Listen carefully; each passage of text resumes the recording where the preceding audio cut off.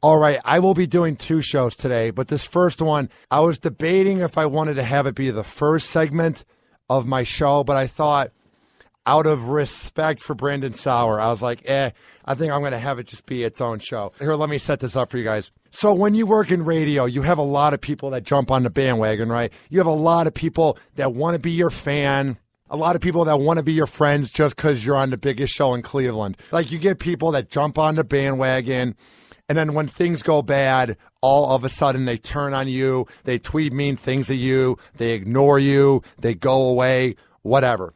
But there was this event for the previous show I worked on called the Holiday Hangover. And I met this kid. And I remember I was at the bar getting a beer, right? And this kid comes up to me, and he's like my age, and he's so geeked out to meet me. And this is when I'm first working on the show I used to work on. And I was so flattered. His name was Brandon Sauer. And he comes out to me and he goes, "Are you happy? Are you happy?" Like, he was like having a hard time saying it. He's like, "Are you happy? Are you happy?" Like, he was so geeked out. I'm like, "Yeah, man, what's your name?" And he goes, "I'm Brandon. Nice to meet you." And me and him were talking for a half an hour, this and that. And he ended up being one of the guys I hung out with that night. And one of the things I liked about Brandon immediately was that he had the vibe that it was just 2 kids, 2 millennials talking. It wasn't like a fanboy trying to get some scoop from Hoppy, you know, like the inside scoop on the radio show, or get some dirt, or feel like he's around a quote-unquote celebrity. When I was around Brandon, I had this vibe that he was a really true, genuine guy.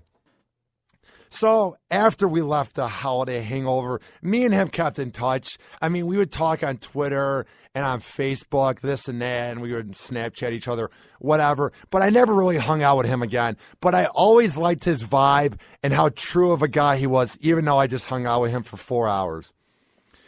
So after I got let go by the show in March, a lot of fans turned on me. A lot of fans became really douchey. They had big egos, and you saw their true colors.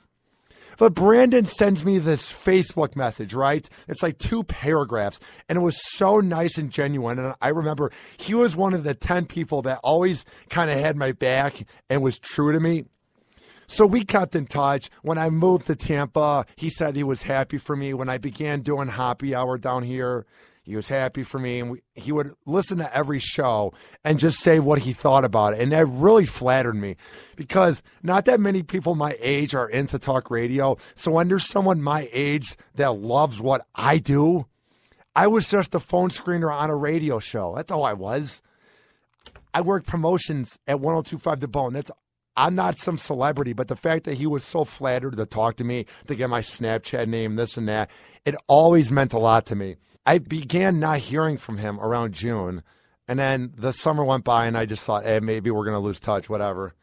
And I'm on Facebook today, and my heart broke when I saw these posts, because you know when you're tagged in a Facebook post, even if you're not friends with the person, you can see when your friend is tagged in that person's post. And I begin seeing a bunch of posts for Brandon's birthday, but it's all in past tense. It's like, "This would have been your 21st birthday," or "We miss you." And I'm going, did Brandon die?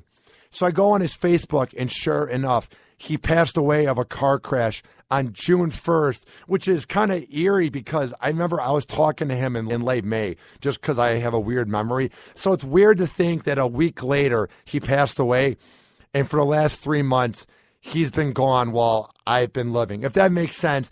And I'm heartbroken. I didn't know Brandon that much, but we talked online where I knew his real person. You know what I mean? It wasn't like he was hiding behind some keyboard name, or he was some anonymous account that I talked to. Like, I knew Brandon enough. We talked on Facebook. We talked on Twitter. So when I heard the news that he passed away on June 1st, because I looked it up online, I'm so sad. You know what I mean? Because he was around my age. He was a true fan. And he was gone too soon. So to all of Brandon's friends, to any of his family that's listening to this, I just want you to know that he was a really good kid. He meant a lot to me because he had my back during some hard times in March. And he was one of my true fans. And I just do a podcast. You know, I'm just working my ass off here in Tampa. I'm a nobody. I'm not even a celebrity whatsoever. But the fact that he was a fan of me, it really means the world to me. And everybody's going to miss Brandon Sauer if you know him, because he was such a great guy. And I'm just really sorry to hear of his passing. So rest in peace, Brandon, and happy birthday, dude.